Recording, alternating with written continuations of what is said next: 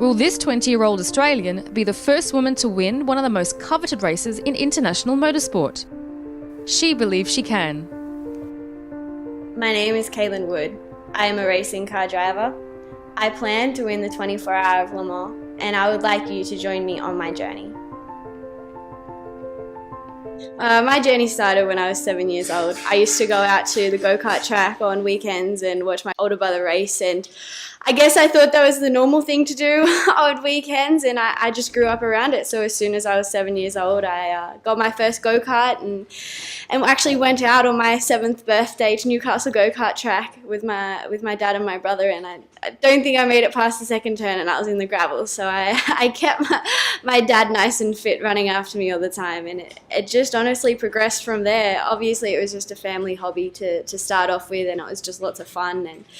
And as I grew up, when I turned around 12 or 13, it was obviously a decision that my parents gave me, like, do you want to go go-karting or dancing or soccer or tennis or whatever it is? And it was always go-karting, so we stuck with it and did things a little bit more professionally, tried to get my experience up doing national and state rounds, and then eventually I progressed into race cars when I was 15, 16, and I started in Formula Ford. So my brother also did Formula Ford before me, and we still had the car in the shed in a million pieces. And I remember when I was 15, I've gone to Dad, so like, when's it my turn? When do I get to drive? And he said, if you can put it back together, then you can drive it. And so I like a challenge, and I remember over that Christmas break, it was me, my dad, and my brother all putting this car back together, and I really liked that, and it taught me a lot. And then the next year I ended up driving this with my dad and my brother as my pit crew and my team, and I got to the stage at the end of that year where this car was quite old when we were up against all the newer model cars in Formula Ford. So we had to take the next step for me to keep on learning. I'd progressed as much as this car could teach me. So then I stepped into a team called Synergy Motorsport with Justin Cotter, and I did 1.5 years of national Formula Ford with Justin, and that was really influential into my career. Justin and my mechanic Pete taught me a lot, and I'm very appreciative of all of their advice and guidance. And yeah, so I did those times in Formula Ford, and at the end of 2015 I did a few races in Australian Formula 4, and yeah, at the end of 2015 it was at the stage of my career where I needed a bigger budget to take the next step, and I didn't know what to do or didn't really have the budget behind me, and we were looking at all options in Europe, in Australia, everywhere. And I remember in the Christmas break, I got an email off some driver, some ex-Formula 1 driver called Thomas Eng, and I was like, wait, is this serious? Or is this just a scam email? And obviously it wasn't a scam, and he was telling me about the new Ryder Youngstars program that they had over in Europe with Ryder Engineering and GT4, and here we are. In 2016, Caitlin Wood travelled to Europe to compete in the Ryder Youngstars Cup, a championship she ultimately won. The Ryder Youngstars program began last year in 2016, and its inaugural year, and pretty much it's a series run within the European GT4 Championship, and it's based on your times more than your finishing position, and it's just to make it more fair if you have a slower teammate or if you have a faster teammate, to bring everybody to get each individual what the position that they deserve in the championship. And I ended up winning the Ryder Youngstars Championship, and from this you then get a fully funded drive with Ryder Engineering in the Blancpain GT Series the year after. So that's currently has been my campaign this year, or my season this year, and it hasn't been the best start to the season, I must say. It's been quite tough, but you have those years in motorsport, and I'm really looking forward to Barcelona coming up in the coming weeks. It's the Barcelona 3 Hour in the Blancpain Endurance Series, and working with Thomas. Thomas is now driving with us, and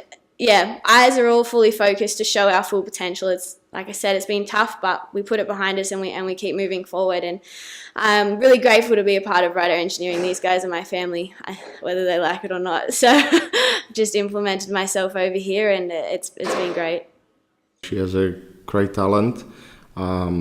I think she also, understands racing. She understands also, and that she have learned being here at Ryder, what it is to organize races. What's all work behind, not only from the driver point of view, but also from mechanics point of view, from engineers. And also, as she has been involved quite closely since last year already with Ryder Engineering, she has learned, she has progressed as a race car driver, really on the level that she can compete between the best junior drivers in the GT3 racing in Europe. She's highly educated. She has everything a modern racing driver needs nowadays, which is hardworking, of course, talent. And we are actually supporting her as much as we can, because we can see that she has nearly no race history, so she never had the chance to really build skills in the past, and therefore we are even more impressed how good she is already now and what she has learned in a short time, and it makes us believe that she has a great future.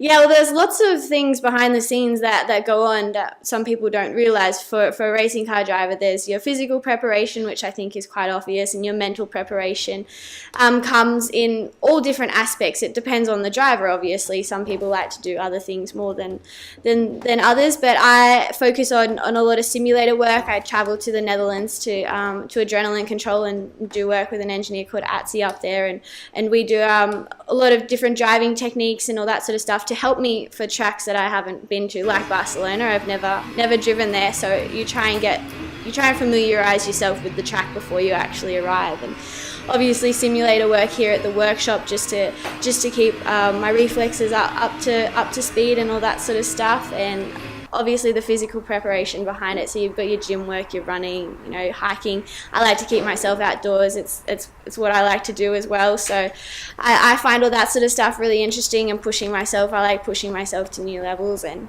then you've got all the behind the scenes work with the engineers and the mechanics. So I sit down with all the engineers before each race, and we talk about the setup and what setup worked for other drivers or what setup they think will work for me.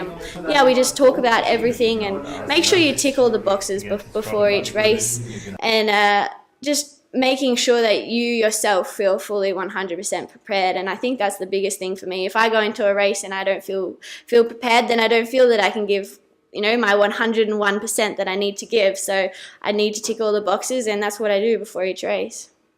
Where do we go from here? We go to Le Mans. That's where we go, and that's my ultimate plan, goal, ambition, dream, whatever you want to call it. And we are working on a plan to be at Le Mans in 2020, and it's something that has always been very, very passionate for me. Obviously not motorsport, but the whole dream in itself. And I'd love to inspire young girls to be able to look at me and see, oh, she's doing that, I can do that too, or I can do this, or I can do whatever I want to do. And I find that really cool, and I'd love to be that person showing younger girls that anything is possible.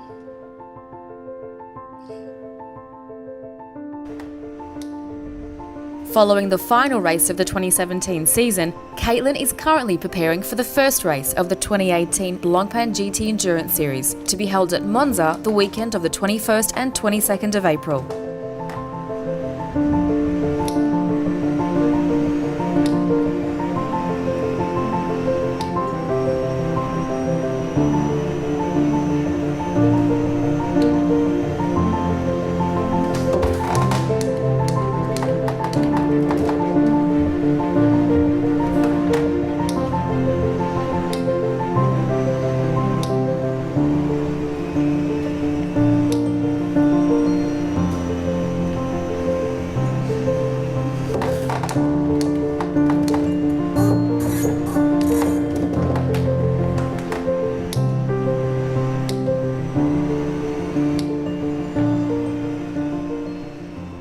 Caitlin Wood's ambition is to be the first woman to win the world's most important endurance race, 24 Heures du Mans, the 24 Hours of Le Mans.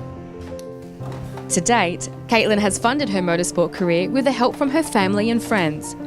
But on her journey to Le Mans, Caitlin will be competing against factory teams with multi-million euro budgets. Undaunted, Caitlin plans to crowdfund her campaign with contributions from as little as $5 from a wide range of individuals and commercial organisations. If you would like to help Caitlin on her journey, visit her website, caitlinwoodracing.com, or her Facebook page for more information.